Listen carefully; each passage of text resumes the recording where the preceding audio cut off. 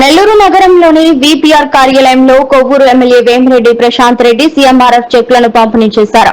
అనంతరం మాట్లాడుతూ కూటమి ప్రభుత్వం అధికారంలోకి వచ్చిన తర్వాత ముఖ్యమంత్రి నారా చంద్రబాబు నాయుడు ఆదేశాల మేరకు కొవ్వూరు నియోజకవర్గంలో 24 విడతలుగా చెక్కులను పంపిణీ చేస్తున్నామన్నారు.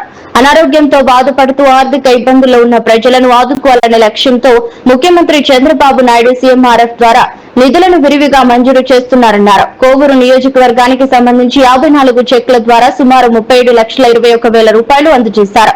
ఎంపీగా దగ్గర నెల్లూరు ఎంపీ గారి కోటా కింద 8 చెక్ల ద్వారా 3,90,000 రూపాయలను లబ్దారులకు పంపిణీ చేయడం జరిగింది. ఈ సందర్భంగా పలువురు కొవ్వూరు ఎమ్మెల్యేతో పాటు ఎంపీ వేమిరెడ్డి ప్రశాంత్ రెడ్డికి ధన్యవాదాలు తెలిపారు.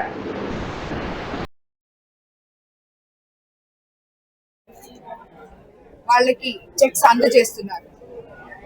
ఆరోగ్య పరిస్థితులు బాగలేక అవస్థలు పడుతున్న సమయంలో ప్రతి ఒక్కరికి కూడా ఒక ఇంటి పెద్దలాగా నేనున్నాను అంటూ ఒక ఆత్మ బంధువులాగా ముఖ్యమంత్రి చంద్రబాబు నాయుడు గారు ఆర్థికంగా వాళ్ళకి సపోర్ట్ చేస్తున్నారు.